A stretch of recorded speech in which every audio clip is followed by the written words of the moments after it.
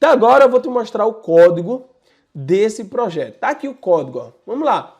Veja que legal. Não utiliza nenhuma biblioteca. Gustavo, mas não precisa de biblioteca. Olha, eu fico mais confiável de fazer dessa forma aqui. Porque aqui qualquer coisa, qualquer modificação, se mudar a placa, se fizer com ESP, se fizer com PIC, eu sei fazer com esse código, tá? Então eu não fico refém de uma biblioteca. Claro que existem casos que é bom você utilizar uma biblioteca, né? Mas, neste caso aqui, como você vai estar fazendo ajustes finos no seu circuito eletrônico, fazendo cálculos de resistências elétricas, você precisa saber fazer sem biblioteca, muito importante. Então, em primeiro lugar, nós vamos aqui, ó, declarar uma variável tipo float, ou seja, aqui a gente vai precisar disso porque a gente vai dividir e vai ter valores decimais, enfim. Aí a gente precisa declarar essa variável tipo ponto flutuante porque nós vamos ter valores decimais. Nós declaramos essa variável tipo vetor por quê? Porque essas leituras de corrente instantânea vão ter vários valores lidos, várias amostragens dentro dessa variável.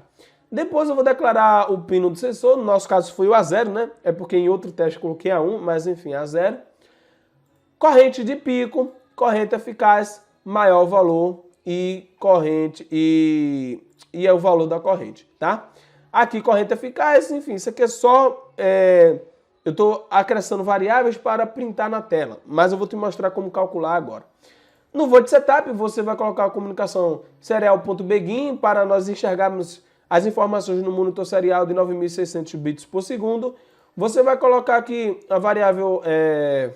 você vai colocar o pino, que está conectado no sensor de corrente, o pino analógico A0, como entrada, ou seja, pmode, pino sensor, input. Chegando no void loop, você vai aqui zerar os valores, tá?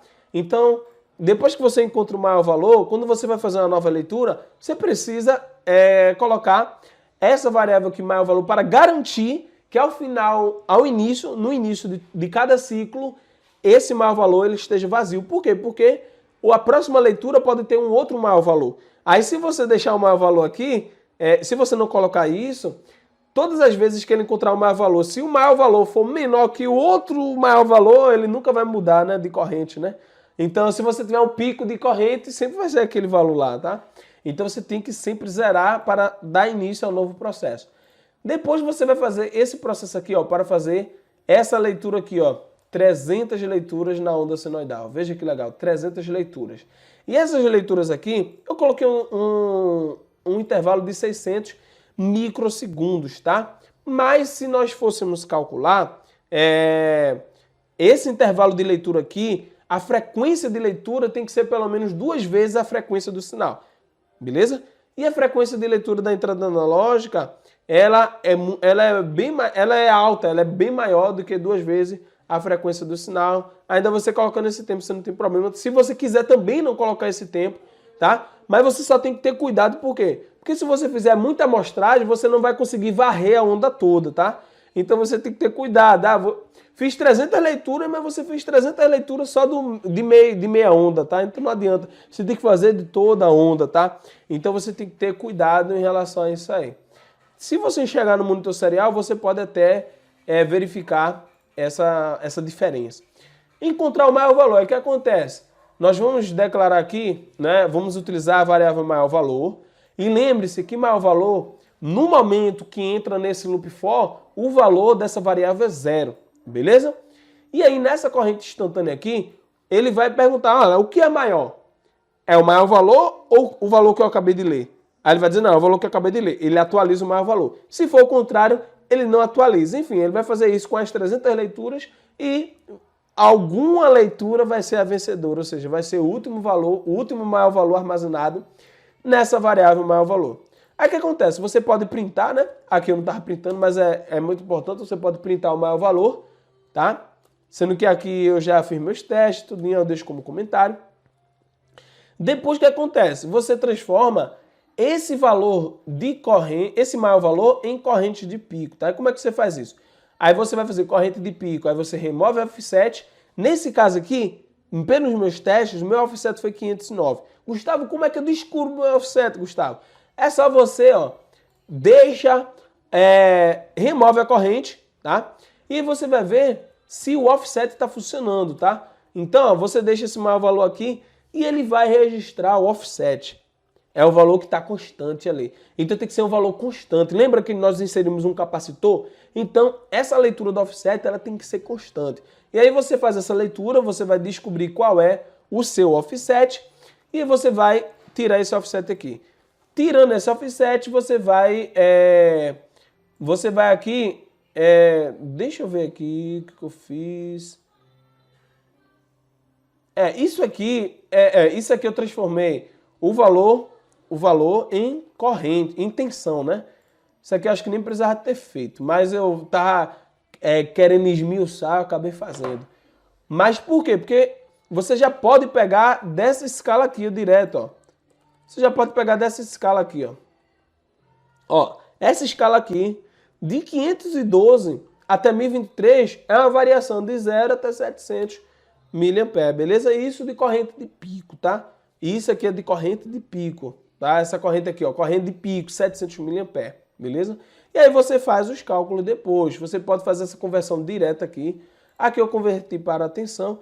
Essa conversão aqui, ela vai ser útil no outro projeto que nós vamos fazer com sensor invasivo. Por quê? Porque ele, no seu datasheet, ele vai dar uma variação em função a cada 1 ampere.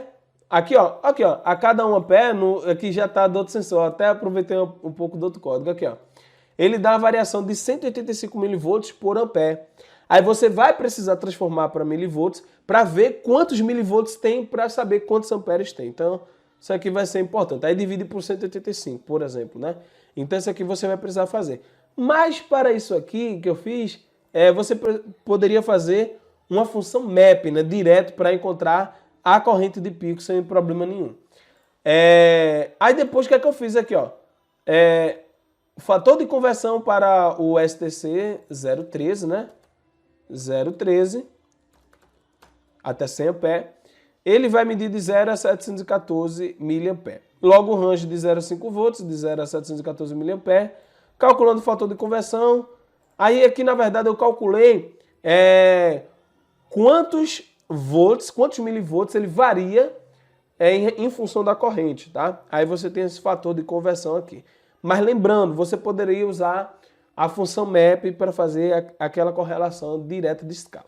Mas está tudo explicado aqui o que eu fiz, tá? Você vai ter acesso para fazer download desse código. Depois ficou fácil, né, pessoal? Aí você imprime na tela a corrente de pico, tá? E aí o que é que eu fiz? Eu coloquei em ampere e depois em miliampere. Aí para colocar em miliampere, eu multipliquei por 100 aqui, não atualizando o valor da variável, eu multipliquei por 1000. E coloquei aqui miliampere. E para colocar o valor eficaz, eu multipliquei aqui, dividi corrente de pico dividido por 1.4, que é dividido por raiz de 2. E aqui eu vou ter a corrente eficaz em ampere em miliampere. Então nosso código, veja que o nosso código ele é bastante simples, né? Opa, e aqui acho que... Ah não, tá aqui, ó. Aqui o nosso código é bastante simples.